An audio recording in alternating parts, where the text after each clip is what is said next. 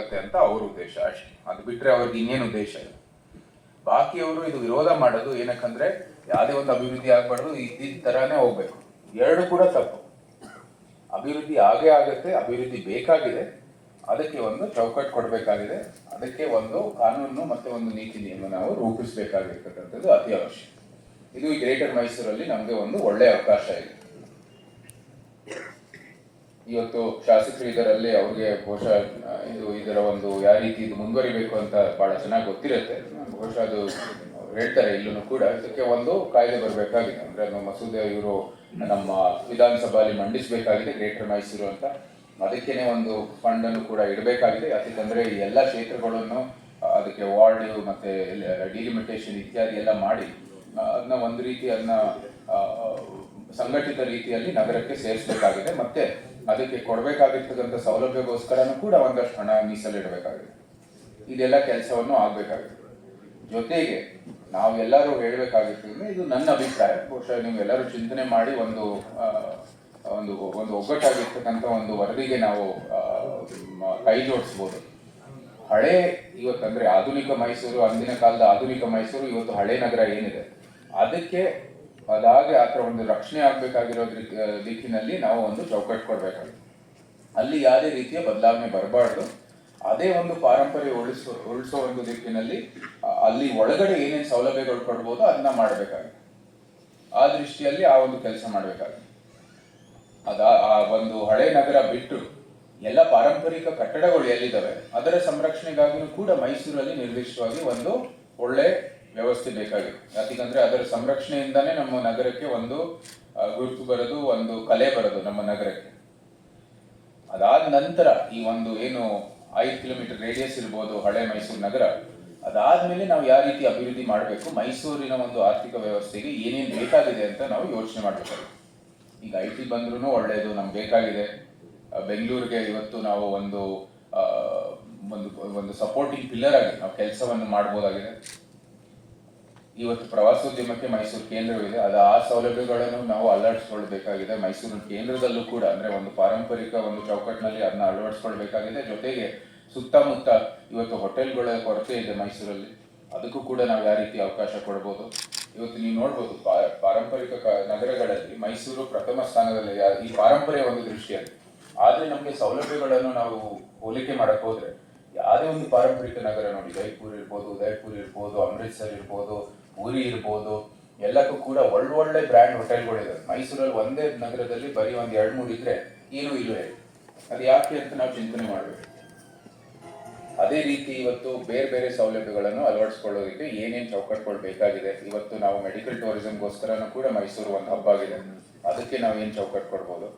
ಧಾರ್ಮಿಕ ಕ್ಷೇತ್ರವಿದು, ಆ ಧಾರ್ಮಿಕ ಕ್ಷೇತ್ರಗಳಲ್ಲಿ ನಾವು ಏನಾದ್ರು ಸಂರಕ್ಷಣೆ ಮಾಡಬೇಕು. ಈಗ ಬೆಳಗ್ಗೆನೆ ನಾವು ಬೆಟ್ಟದ ಒಂದು ಮೆಟ್ಲನ್ನು ಸ್ವಚ್ಛತೆಗಾಗಿ ನಾವು ಮಾಡ್ತೇವೆ. ಅಲ್ಲಿ ಆಗ್ತಾ ಇರುವಂತದ್ದು ಎಲ್ಲ ಮಾಲಿನ್ಯ ನಮ್ಮ ಸ್ಥಳೀಯರಿಂದಾನೆ. ಹೆಚ್ಚು ಜನ ಹೋಗಿ ಮೆಟ್ಲ ಅಂತ ದಿನನಿತ್ಯ ಸ್ಥಳೀಯರೇ. ಸೊ ಇದೆಲ್ಲನೂ ಕೂಡ ನಾವೇ ಇವತ್ತು ಚಿಂತನೆ ಮಾಡಿ ಯಾವ ರೀತಿ ಇದು ಮುಂದುವರಿಬೇಕು ಅಂತ ಒಂದು ಚೌಕಟ್ಟು ರೂಪಿಸಬೇಕಾಗಿರ್ತಕ್ಕಂಥದ್ದು ಈ ಸಭೆಯ ಉದ್ದೇಶ ಅಂತ ನಾನು ಭಾವಿಸ್ತೀನಿ. ಆ ದಿಕ್ಕಿನಲ್ಲಿ ಎಲ್ಲರೂ ಒಂದು ಒಳ್ಳೆ ವರದಿಯನ್ನು ಮಾಡಬೇಕು ಅಂತ ನಾನು ವಿನಂತಿ ಮಾಡ್ತೀನಿ. ನಾವು ಕೂಡ ಇರ್ತೀವಿ. ಇದು ಎರಡು ಸರ್ಕಾರನೂ ಕೂಡ ಮಾಡಬೇಕಾಗುತ್ತೆ, ರಾಜ್ಯ ಸರ್ಕಾರನೂ ಕೂಡ ಕೇಂದ್ರ ಸರ್ಕಾರನೂ ಕೂಡ ಇದನ್ನ ಕೈ ಜೋಡಿಸ್ಕೊಂಡು ಮಾಡಬೇಕಾಗಿರ್ತಕ್ಕಂಥದ್ದು. ಇದು ಮೈಸೂರಿನ ಕಲೆ, ಮೈಸೂರಿನ ಒಂದು ಗುರುತು, ಅದನ್ನ ಉಳಿಸಿ, ಆ ಪಾರಂಪರಿಕತೆಯನ್ನು ಉಳಿಸಿ, ನಂತರ ಆಧುನಿಕ ಮೈಸೂರಿನಲ್ಲಿ ಎಲ್ಲ ರೀತಿಯ ಸೌಲಭ್ಯಗಳನ್ನು ಕೂಡ ಅಳವಡಿಸಿಕೊಂಡು ಒಂದು ಒಳ್ಳೆ ಚೌಕಟ್ಟು ರೂಪಿಸಬೇಕಾಗಿರ್ತಕ್ಕಂಥದ್ದು ಇದು ಒಂದು ಈ ಸಭೆಯ ಉದ್ದೇಶ ಅಂತ ಹೇಳಿ ಒಂದು ವರದಿ ಮಾಡಿದ್ರೆ ಉತ್ತಮವಾದಂತಹ ಒಂದು ಔಟ್ಕಮ್ ಅಂತ ನಾನು ಭಾವಿಸ್ತೀನಿ. ಜೊತೆಗೆ ಈ ಒಂದು ಗ್ರೇಟರ್ ಮೈಸೂರು ವಿರೋಧಿಗಳಲ್ಲ, ನಾವು ಅದರ ಪರ ಇದೀವಿ. ಆದರೆ ಅದಕ್ಕೆ ಒಂದು ಚೌಕಟ್ಟು ಕೊಡಬೇಕಾಗಿದೆ. ಒಂದು ಒಳ್ಳೆ ನೀತಿ ನಿಯಮಗಳ ಮೂಲಕ ಇದನ್ನ ರೂಪಿಸಬೇಕಾಗಿದೆ ಅಂತ ನಮ್ಮ ಒಂದು ಉದ್ದೇಶ ಆಗ್ಬೇಕಾಗಿದೆ. ಅಭಿವೃದ್ಧಿಯ ಒಂದು ವಿರೋಧಿಗಳಲ್ಲ ನಾವು, ಆದ್ರೆ ನಮ್ಮ ಪಾರಂಪರ್ಯ ಮತ್ತು ಪ್ರಕೃತಿಗೆ ಅನುಗುಣವಾಗಿ ಇಲ್ಲದೇ ಇರ್ತಕ್ಕಂಥ ಏನು ಅಭಿವೃದ್ಧಿ ಇದೆ ಅದರ ವಿರೋಧಿ ನಾವು ಇದ್ದೇ ಇರ್ತೀವಿ ಅಂತ ನಾವು ಬಹಳ ಸ್ಪಷ್ಟವಾಗಿ ಇವತ್ತು ಹೇಳಬೇಕಾಗಿದೆ. ಸೊ ಅದನ್ನು ಕೂಡ ಒಂದು ಚೌಕಟ್ಟಿಗೆ ಕೊಟ್ಟು ಒಂದು ವರದಿ ಮಾಡಿದ್ರೆ ಅದು ಉತ್ತಮವಾದಂತಹ ಒಂದು ಔಟ್ಕಮ್ ಅಂತ ನಾನು ಈ ಒಂದು ವೇದಿಕೆ ಮೂಲಕ ಹೇಳ್ದ. ಮತ್ತೆ ಎಲ್ಲ ಹಿರಿಯರಿದ್ದಾರೆ ವೇದಿಕೆಯಲ್ಲಿ, ಬಹುಶಃ ಅವರ ಭಾವನೆಯೂ ಕೂಡ ನನ್ನ ಒಂದು ಇವತ್ತು ಭಾಷಣೆಗೆ ತಕ್ಕ ಇದೆ ಅಂತ ನಾನು ಭಾವಿಸ್ತೀನಿ. ಅವರು ಕೂಡ ಇವತ್ತು ಎಲ್ಲರೂ ಅವರ ಒಂದು ಅಭಿಪ್ರಾಯಗಳನ್ನು ಹಂಚ್ಕೊಳ್ತಾರೆ. ಅದೆಲ್ಲನೂ ಕೂಡ ನಾವು ಕೇಳಿ ನಮ್ಮದೇ ಆದಂತಹ ಅಭಿಪ್ರಾಯಗಳನ್ನು ಇವತ್ತು ವ್ಯಕ್ತಪಡಿಸಿ ಒಂದು ಒಳ್ಳೆ ವರದಿ ಮಾಡೋಣ ಅಂತ ನಿಮ್ಮೆಲ್ಲರಲ್ಲೂ ಮತ್ತೊಮ್ಮೆ ವಿನಂತಿ ಮಾಡ್ತಾ ಭಾಳ ಸಂತೋಷ ಆಯಿತು. ಭಾಳ ಒಳ್ಳೆ ಕೆಲಸಗಳಾಗ್ತಾ ಇದೆ ಮೈಸೂರಿನಲ್ಲಿ. ಎಲ್ಲನೂ ಕೂಡ ಪಾರಂಪರ್ಯ ಕಾಳಜಿ ಇಟ್ಕೊಂಡು ನಾವು ಮಾಡ್ತಾ ಇದ್ವಿ. ಇವತ್ತು ಏರ್ಪೋರ್ಟ್ ಇರ್ಬೋದು, ಅದು ಕೂಡ ಬರುತ್ತೆ. ಅದರ ಸುತ್ತಮುತ್ತ ಸಹಜವಾಗಿ ಅಲ್ಲೂ ಕೂಡ ಒಂದು ಅಭಿವೃದ್ಧಿ ಆಗೇ ಆಗುತ್ತೆ. ಅದನ್ನು ಕೂಡ ನಾವು ನಿಯಂತ್ರಣ ಮಾಡಬೇಕಾಗಿದೆ. ಜೊತೆಗೆ ಇಲ್ಲಿ ಹೊಸ ಹೈವೇ ಕೊಡಗು ಹೋಗ್ತಾ ಇದೆ. ಅದರ ಒಂದು ಪ್ರಕೃತಿನೂ ಕೂಡ ಉಳಿಸುವಂಥ ಕರ್ತವ್ಯ ಕನ್ನಡಿಗರಾಗಿ ನಮಗೂ ಕೂಡ ಇದೆ. ರೈಲ್ವೆ ಲೈನು ಬರುತ್ತೆ. ಜೊತೆಗೆ ನಾವು ಇವತ್ತು ಇಲ್ಲೇ ಇರ್ತಕ್ಕಂಥ ಇದರ ಒಂದು ಸಮೀಪದಲ್ಲಿರುವಂಥ CIL ಅಲ್ಲಿ ಕನ್ನಡ ಒಂದು ಸೆಂಟರ್ ಆಫ್ ಎಕ್ಸಲೆನ್ಸ್ ಕೂಡ ಬರುತ್ತೆ.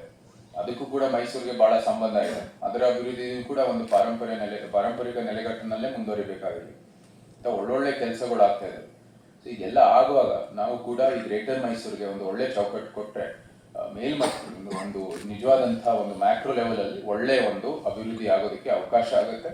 ಮತ್ತೆ ಮೈಸೂರು ನಗರನೂ ಕೂಡ ಒಂದು ಕಾಲದಲ್ಲಿ ಬರೀ ಕೋಟೆಗೆ ಒಂದು ಮಿತಿ ಇತ್ತು. ಅದಾದ ನಂತರನೂ ಕೂಡ ಅಭಿವೃದ್ಧಿ ಆಗಿದೆ. ಆದ್ರೆ ನಾವು ನಮ್ಗೆ ಯಾರಿಗೂ ಕೂಡ ಅಲ್ಲಿ ನಾವು ಏನೋ ದೂರ ಮಾಡೋದಿಲ್ಲ. ಯಾಕಂದ್ರೆ ಅದು ಒಳ್ಳೆ ರೀತಿಯಲ್ಲಿ ಆರ್ಗ್ಯಾನಿಕ್ ಆಗಿದೆ. ಸೊ ಅದೇ ರೀತಿ ಈ ಹೊಸ ಮೈಸೂರು ಕೂಡ ಒಂದು ಆರ್ಗ್ಯಾನಿಕ್ ಆದ ರೀತಿಯಲ್ಲಿ ಬೆಳೀಲಿ, ಮತ್ತೆ ಒಂದು ಒಳ್ಳೆ ಅವಕಾಶವನ್ನು ಕೊಡ್ಲಿ. ನಾವು ಈಗಾಗಲೇ ಕೆಲವು ಯೋಜನೆಗಳನ್ನು ವಿರೋಧ ಮಾಡಿದ್ವಿ. ಒಂದು ಈ ಫ್ಲೈಓವರ್ ಏನು ಮಾಡಕ್ ಹೋಗಿದ್ದಾರೆ, ನಾವು ನಮ್ಮ ವಿರೋಧವನ್ನು ವ್ಯಕ್ತಪಡಿಸಿದ್ವಿ. ಯಾಕಂದ್ರೆ ಈ ರೋಡ್ ಪೂರ್ತಿ ಇಲ್ಲಿಂದ ಅಲ್ಲಿ ಬರುವಾಗ ಎಷ್ಟು ಮರಗಳಿದಾವೆ, ಒಂದು 300 ಮರಗಳಿರ್ಬೇಕು.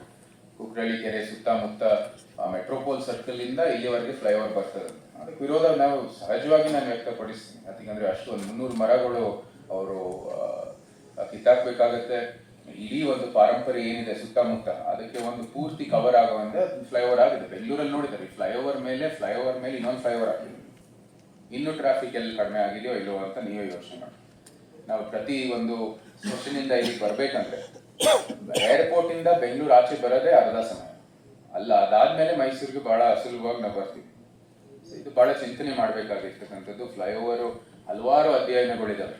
ಅದು ಯಾವುದೇ ರೀತಿ ಸಮಸ್ಯೆ ಬಗೆಹರಿಸೋದಿಲ್ಲ.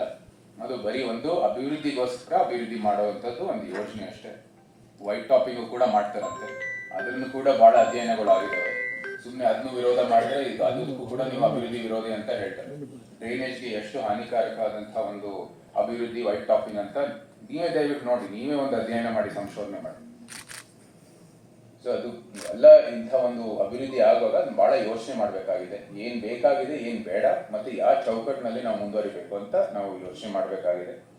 ಪಾರಂಪರ್ಯ ಉಳಿಸೋ ದೃಷ್ಟಿಯಲ್ಲಿ, ಪ್ರಕೃತಿ ಉಳಿಸೋ ದೃಷ್ಟಿಯಲ್ಲಿ ಅಭಿವೃದ್ಧಿ ಮಾಡ್ತಾ ಈ ಗ್ರೇಟರ್ ಮೈಸೂರು ನಾವು ಮಾಡ್ತೀನಿ ಅಂತ ಒಂದು ಅಂತ್ಯಕ್ಕೆ ಬಂದು ಒಂದು ಒಳ್ಳೆ, ಮತ್ತೊಮ್ಮೆ ನಾನು ಹೇಳ್ತೀನಿ, ವರದಿ ಮಾಡಿದ್ರೆ ಬಹಳ ಅನುಕೂಲ ಆಗುತ್ತೆ. ಯಾಕಂದ್ರೆ ಬರೀ ಸಭೆಗಳು ನಾವು ಭಾಷಣ ಮಾಡಿ ಹೋಗೋದ್ರಲ್ಲಿ ಯಾವುದೇ ರೀತಿಯ ನಮ್ಗೆ ಲಾಭ ಆಗೋದಿಲ್ಲ. ಎಲ್ಲ ಆಗಲಿ, ಜಾಸ್ತಿ ಮಾತಾಡಕ್ಕೆ ಹೋಗಲ್ಲ. ಬಹಳ ಹಿರಿಯರಿದ್ದಾರೆ, ಅವರೆಲ್ಲರೂ ಮಾತಾಡೋಕ್ಕೆ ನಾವು ಅವಕಾಶವನ್ನು ಕೊಡೋಣ, ಮತ್ತೆ ಅದನ್ನ ಕೇಳೋಣ. ಒಳ್ಳೆ ಒಂದು ಹೋರಾಟ ಆಗಲಿ. ಮತ್ತೆ ಈ ಗ್ರೇಟರ್ ಮೈಸೂರು ಯಾವ ರೀತಿ ನಮ್ಮ ಪೂರ್ವಜರು, ನಿಮ್ಮೆಲ್ಲರ ಪೂರ್ವಜರು ಇವತ್ತಿನ ಮೈಸೂರು ನಮ್ಗೆ ಯಾವ ರೀತಿ ಒಂದು ಒಳ್ಳೆ ಚೌಕಟ್ಟು ಕೊಟ್ಟಿದ್ದಾರೆ, ನಾವು ನಮ್ಮ ಭವಿಷ್ಯದ ಒಂದು ಮುಂಬರುವ ಪೀಳಿಗೆಗೆ ಒಂದು ಒಳ್ಳೆ ಚೌಕಟ್ಟು ಕೊಡೋಣ ಅಂತ ಒಂದು ವೇದಿಕೆ ಮೂಲಕ ಹೇಳ್ತಾ, ನನಗೆ ಈ ಒಂದು ಕಾರ್ಯಕ್ರಮದಲ್ಲಿ ಮಾತಾಡೋದಕ್ಕೆ ಮತ್ತೆ ಇಲ್ಲಿ ಒಂದು ವೇದಿಕೆಯಲ್ಲಿ ಇದರಲ್ಲಿ ಭಾಗವಹಿಸೋದಕ್ಕೆ ಅವಕಾಶ ಕೊಟ್ಟಿದ್ದಕ್ಕಾಗಿ ನಿಮ್ಮೆಲ್ಲರಿಗೂ ಕೃತಜ್ಞತೆಗಳನ್ನು ಸಲ್ಲಿಸುತ್ತಾ, ಜೈ ಭಾರತ್ ಮಾತೆ, ಜೈ ಕರ್ನಾಟಕ.